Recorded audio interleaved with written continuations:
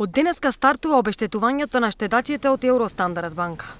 Пред банките повторно имаше редици граѓани, дел од оние што имаат редовни потреби за услугите од банкарското работење, а дел од штедачите, кои ќе ги посетат банките за да си ги подигнат влоговите до 30.000 евра.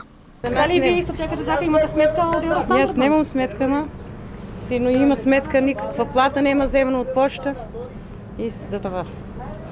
Цел месец чека, пари нема. А чека платата? Нема исплата, нема. Нема ништо исплата. Еден месец чекаме и ние.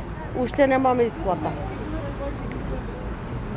Велат дека најавено дека денес ќе се исплаќа. И ми ќе пробаме сега дали има. Па ќе видим. Колку време чекате, дали се почитуваат мерките? Како колку? Дали многу време чекате пред банката? Се почитуваат ли мерките? Мерките се почитувам, половин сат може да има, веќе немам сат. Штедачите во пропаднатата Евростандард банка од денес, па во наредните 3 години, може да се ги подигнат за штедите до 30.000 евра преку една од 4 банки во кои се распоредени.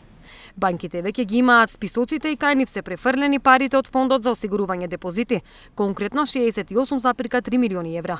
Се очекува обештетувањето да тече без проблеми.